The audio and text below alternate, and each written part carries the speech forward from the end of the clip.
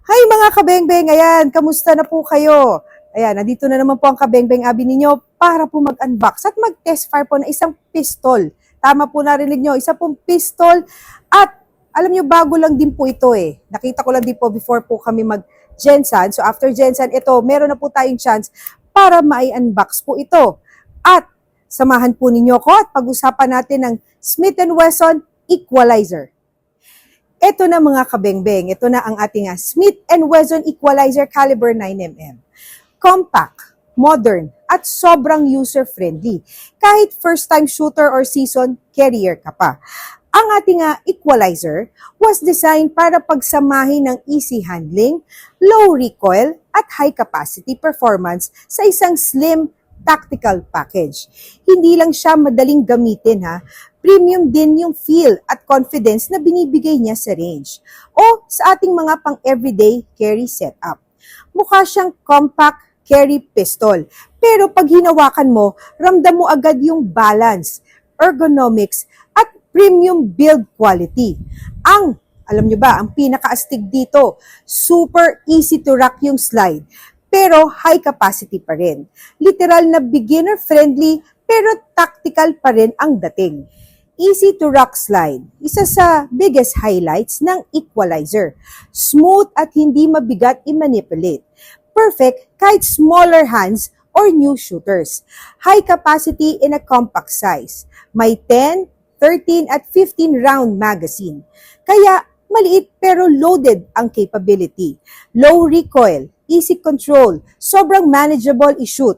Kaya mabilis ang follow-up shots. At less intimidating gamitin. Optics ready, pwedeng lagyan ng red dot for more modern tactical setup. Aggressive tactical aesthetics, deep slide serrations, compact frame, at modern carry gun vibes. Perfect for EDC or concealed carry. Slim profile pero hindi compromise sa handling at comfort. Picatinny rail ready, madaling lagyan ng weapon light or laser. Reliable and accurate. Maraming users ang nagsasabing sobrang smooth at dependable sa range sessions. So ito na mga kabengbeng, testingin na natin ating Smith & Wesson na equalizer. Ayan. So, optic ready na siya. Ito yung Picatinny rail. May beaver tail siya. So, pag hindi tama ang grip nyo, isa rin siya sa safety features nito. Hindi nyo siya makakalabit kahit nakababa yung kanyang manual safety. So, ayan. Tara, samahan nyo ko at i-test fire natin to.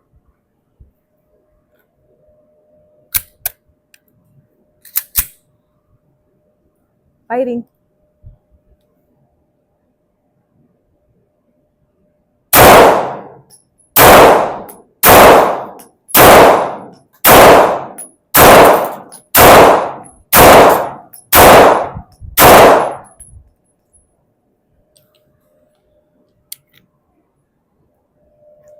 Nakita nyo kanina yung pagkasako, di ba? Talagang ano siya, easy to rock slide siya. Ayun, nakita nyo yung sinasabi ko. Hindi nyo siya basta makakalabit pag hindi tama yung grip nyo dito. Yun. So kung mali yung grip nyo, nandito lang, hindi nyo siya basta-basta makakalabit. So, siya sa safety features niya. So tara, pakita natin. So ayan.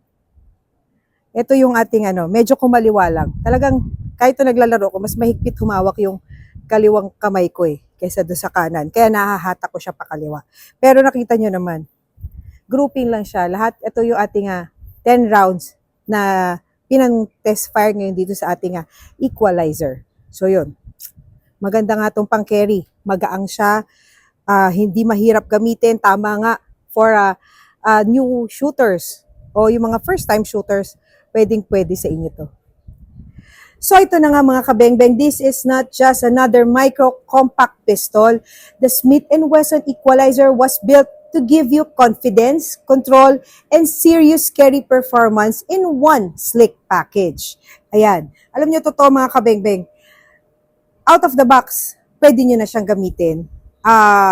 Yung easy rock slide, kahit babae, kayang-kaya to. So kung iisip, maghahanap kayo ng unit na if you're going to give your loved ones or papagamit nyo kay misis, ayan, di ba?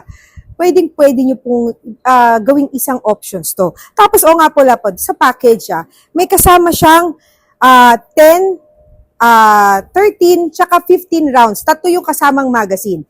10, 15, at 13 rounds. Ayan. So, hinahanap ko, nasa bulsa ko pala. Ayan. So, ito yung ating 15 rounds. Ayan. Ito yung ating 10 rounds at ito yung 13 rounds. So, tatlong magazine na yung kasama niya. At meron din siyang speed loader na kasama para hindi kayo mahirapang mag-load ng inyong magazine. Ayan. So, yun.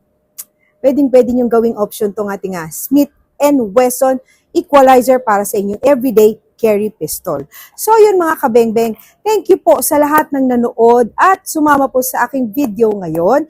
At sana po, sa mga hindi pa po naka-like, follow, and subscribe po sa aking page, please do like, follow, and subscribe Kabengbeng Abi Facebook page. At meron din po ko YouTube channel, ang Kabengbeng Abi. At syempre po, huwag niyo pong kalimutang i-like din po at i-follow ang Espineli Defense Facebook page at meron din po silang YouTube channel, ang Espineli TV.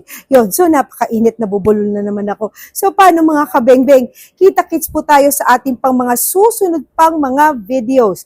Ayan, bye-bye po mga kabengbeng. Ingat po, God bless.